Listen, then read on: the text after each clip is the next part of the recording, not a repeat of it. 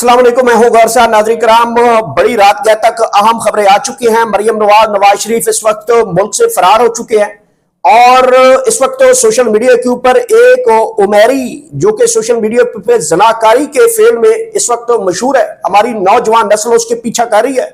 Social media पे बड़े बड़े दानिशवरों ने उसके नाम के साथ जो है वो वीडियोस, अपने कंटेंट जो है अपने सोशल मीडिया पर अकाउंट्स में लगाया है। उसके बारे में एक बड़ी ताज़ा तरीन खबर आ चुकी है कि उमेरी उर्फ जनाकारी के जुर्म का मुजरिम जो है उसकी आखिरी लोकेशन जो है वो जाती उमरा पाई गई है। जरा के मुताबिक जाती उमरा उसकी आखिरी लोकेशन देखी गई है और उससे आगे उमेरी के बारे में कोई ताहाल पता नहीं है। अब जाती उमरा में जो है वो उमेरी क्या करने गया है, एक मुजफ्फरगढ़ लैया का लड़का जो कि जनाकारी के फेल से मशहूर हुआ है और उसकी वीडियोस को लोग जनाकारी की वीडियो को जो है वो सोशल मीडिया पे लगा लगा कर अपना ईमान भी खराब कर रहे हैं और नई आने वाली नस्ल की जो दिमागों में एक नया डिजिटल तरीके से जो एक गंदा कंटेंट है वो भी जो है वो भरा जा रहा है। लेकिन लैया से मुजफ्फरगढ़ से 10 अजला क्रॉस करते हुए आखिरी लोकेशन जो है उमेरी की वो जाती उमरा क्यों आई है, बड़ी तशवीश बढ़ी हुई है। लोग ये पूछ रहे हैं कि उमेरी की आखिरी लोकेशन जाती उमरा ही क्यों आई है। जाती उमरा में ऐसा क्या था कि उमेरी को वहां पे जाना पड़ा और वहां पे उमेरी की आखिरी लोकेशन के बाद अता पता नहीं है। क्या उमेरी को क्रॉस कर दिया गया है, क्या उमेरी को सीसीडी के हवाले किया गया है, क्या उमेरी पकड़ा गया है, ये तो बातें बात की हैं। बहरहाल ये तो पुलिस ही बता सकती है कि उमेरी के बारे में ऑफिशियल स्टेटमेंट उनकी क्या है। बहरहाल जाती उमरा में उसकी आखिरी लोकेशन अचानक डिस्कस हो रही है। यहाँ पे उमेरी कहाँ पे गया, किधर गया, क्यों गया, ये बड़े सवाल उठ रहे हैं। किसने बुलाया, किसके लिए आया वो, तो ये बड़े सवाल उठ रहे हैं। तो बहरहाल जाती उमरा को आखिरकार उमेरी बदनाम ही कर गया। तो पहले ही वो खुद ही बदनाम हुआ और फिर सोशल मीडिया के जरिए मजीद उसको जो है हमारी नौजवान नस्ल जो है वो इस फेल को उठा रही है। नाज़रीन कराम, इस वक्त तो नेशनल डायलॉग की बात की जा रही है। दूसरी खबर जो है सुहेल अफरीदी के बारे में है। बड़ी तैयारियां हो रही हैं सिंध में, उनका बड़ा शानदार इस्तकबाल की तैयारियां हो रही हैं। अब पहली खबर जो है वो मरियम नवाज और नवाज शरीफ के बारे में बढ़ते हैं कि नवाज शरीफ और मरियम नवाज के बारे में जो लेटेस्ट डेवलपमेंट आई वो लंदन चले गए हैं। एक तरफ नेशनल डायलॉग की बात हो रही है, दूसरी तरफ जो आप सबको पता है कि नवाज शरीफ इस नेशनल डायलॉग में मौजूद होंगे तो नेशनल डायलॉग होंगे, लेकिन वो अचानक लंदन चले गए। रात गए तक एक और बड़ी खबर आई कि नेशनल डायलॉग की दावत दी गई। अच्छा, इस नेशनल डायलॉग में सियासी जमातें, इत्तेहादी, हुकूमती इत्तेहादी की जमातें, अपोजिशन की जमातें और अपोजिशन कानून मूवमेंट जो है महमूद खान अचकजई जिसके सरबराह हैं, वो सारी जमातें जो हैं उनके भी दावत दी गई है नेशनल डायलॉग के जरिए। अच्छा, ये जो नेशनल डायलॉग में इसमें सियासी जमातों के अलावा मुल्की एस्टैब्लिशमेंट की भी लोगों को शामिल किया गया है। पहले हुकूमत ये कह रही थी कि आइन नहीं इजाजत देता चूंकि वो सियासत में उनकी मुदाखलत हो, लेकिन फिर राना सनाउल्लाह के जरिए पता चला कि जी वो 5 बड़े नामों में मिलिट्री एस्टैब्लिशमेंट का उनका इशारा था। तो गलबन रात गए तक फिर उन्होंने अपोजिशन कानून आइन मूवमेंट के लोगों को दावत दी कि नेशनल डायलॉग में आप भी शिरकत करें। तो जब ये दावत कल गलबन दी गई तो उसके बाद ये अचानक खबर आई कि जनाब नेशनल डायलॉग के जरिए जो बातचीत आगे बढ़ रही थी वो नहीं हो सकती, बल्कि अपोजिशन आइन कानून मूवमेंट ने उस नेशनल डायलॉग में जाने से इनकार कर दिया। एक तरफ तो ये समझ आती है कि पाकिस्तान तहरीक इंसाफ फिर डायलॉग किससे करना चाहती है, जब हुकूमती जमातें भी हों जिसमें मुल्की मिलिट्री एस्टैब्लिशमेंट के नुमाइंदे भी हों और उसमें अपोजिशन की दीगर जमातें भी हों, तो फिर ये अपोजिशन ग्रैंड मूवमेंट जो बना था इनका ग्रैंड अलायंस, ये फिर किससे मुज़ाकरात करना चाहता है? क्या वो अवाम से मुज़ाकरात करना चाहता है? क्या वो अवाम को मोबिलाइज करके जो है वो इमरान खान की रिहाई और असीरान की रिहाई और अदलिया की आज़ादी करवा लेगा? बड़ी अहम बात है। ये किसी उनके रहनुमा से ही पूछेंगे कि आखिर चाहते क्या हैं। एक तरफ आप चाहते हैं कि हम संजीदा हैं डायलॉग के लिए, और अब जब डायलॉग की गलबन उनको जो उनको दावत दी गई है तो उसके ऊपर गलबन उनका इनकार आया। तो ये जो सूरत हाल है इसके ऊपर मुझे नहीं समझ आ रही कि आखिर ये क्या चाहते हैं। दूसरी तरफ चूंकि अपोजिशन ग्रैंड अलायंस की जमातें जो है वो बहुत बड़े प्रोटेस्ट की तरफ बढ़ रही हैं। सुहेल खान अफरीदी के शानदार इस्तकबाल के लिए सिंध तैयार हो चुका है। सिंध में हर जगह पे सुहेल खान अफरीदी के फ्लैक्स लगाए जा रहे हैं, वॉल चेकिंग की जा रही है। पाकिस्तान तहरीक इंसाफ की जो वार्ड स्ट्रीट मूवमेंट है वो इस वक्त तो बड़ी पीक लेवल पे जा रही है। इमरान खान का बयान घर घर गली गली कूचे कूचे पहुंच रहा है और 8 फरवरी तक जो डेडलाइन है उसको हाइप दी जा रही है और मुतनाज़ा किस्म की जो एक हुकूमती स्टेटमेंट्स भी आ रही हैं कि बंद किए जाए। और ये जो स्ट्रीट मूवमेंट बढ़ रही है इसके ऊपर हुकूमती तहफ़्फ़ुज़ात में खदशात में बहुत इजाफा हो गया, तशवीश भी बढ़ चुकी है कि ये क्या करने जा रहे हैं। जब हमने इनके लोग भी मारे हैं, शहीद भी कर लिया, डी चौक में लोग मार भी लिए, इसके बावजूद भी लोग उनके साथ निकल के बाहर आना चाहते हैं, तो आखिर अवाम चाहते क्या है। तो गालिबन ये बात अब मुक्तदरा को भी समझ आ गई है कि लोग मारने से भी जो है वो ताकत का नशा कायम नहीं रह सकता। लोग मारते मारते थक जाएंगे, लेकिन असूल तब्दील करने पड़ेंगे।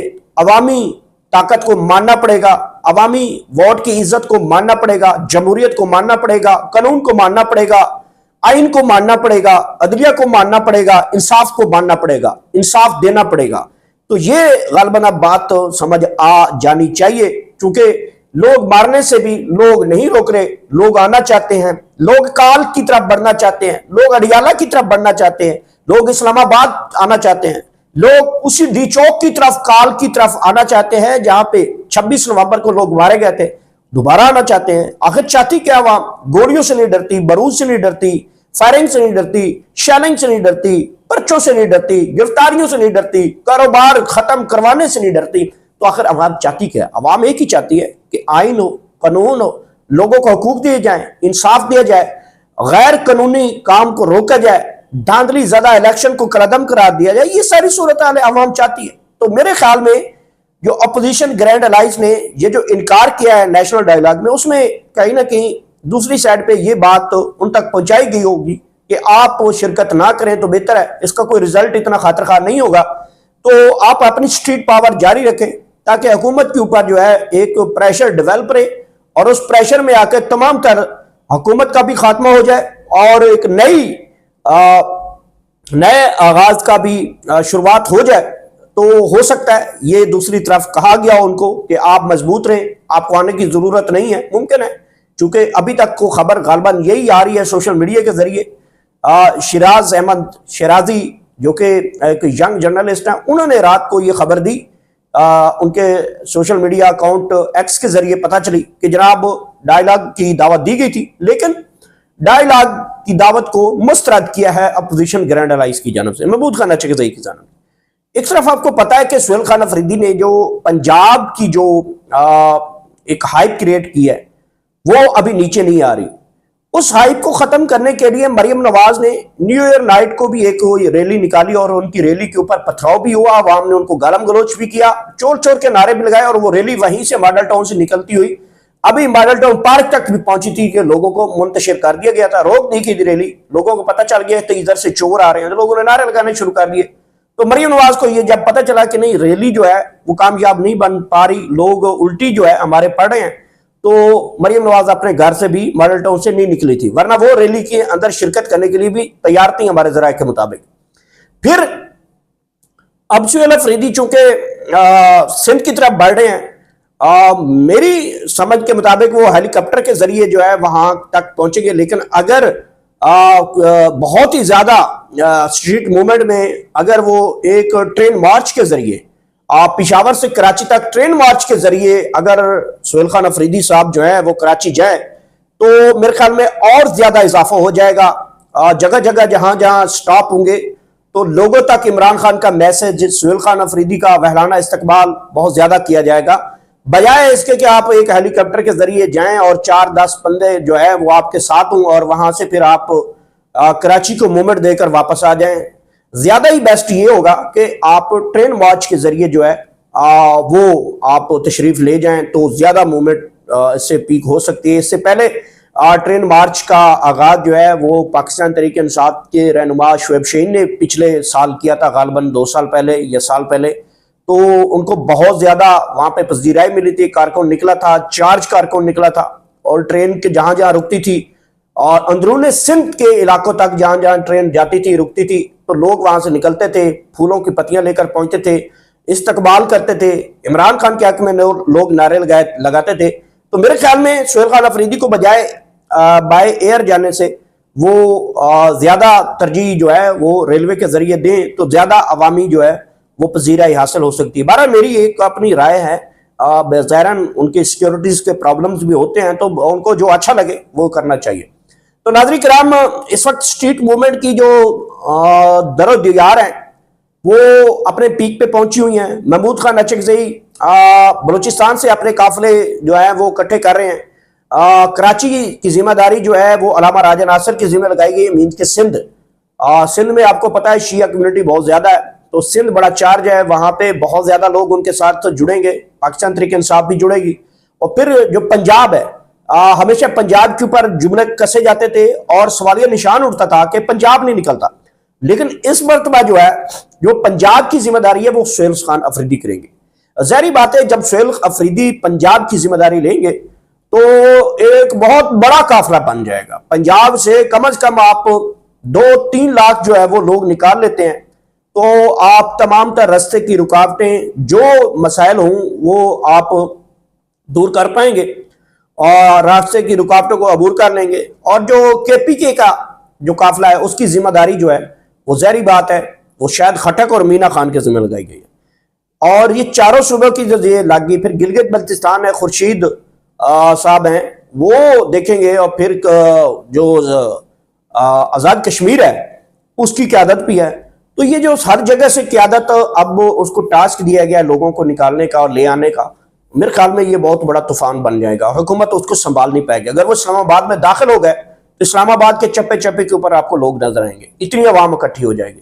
तो ये नाज़रीन कराम जो सूरत हाल है, जिसकी वजह से मुझे लगता है कि स्ट्रीट पावर जो है वो ज्यादा लोग उसमें शिरकत कर रहे हैं, लोग निकलना चाह रहे हैं। तो हो सकता है कि पाकिस्तान तहरीक इंसाफ और अपोजिशन ग्रैंड अलायंस के लोग ये सोच रहे हो कि हमें इस नेशनल डायलॉग की जरूरत नहीं है, हम अवामी ताकत के जरिए जो है तमाम तर मामला जो है मनवा लेंगे। तो गोलियां मजीद मारने से मेरे ख्याल में उनको भी समझ आ गई है कि गोलियां मारने से जो है वो रास्ते नहीं बनेंगे, बल्कि मजीद नफरत बढ़ेगी। मेरे ख्याल में अब हुकूमत को बता दिया गया है कि हम मजीद गोली नहीं मारेंगे। तो ये सारी सूरत हाल है नाज़रीन किराम, जो अहम तरीन डेवलपमेंट है मैंने अब तक पहुंचाई। मेरे चैनल का खास ख्याल रखिएगा। आखिर में अल्लाह पाक आप सबको इतनी ज़्यादा खुशियाँ दे वो आगे खुशियाँ तकसीम कर सकें। Thank you so much.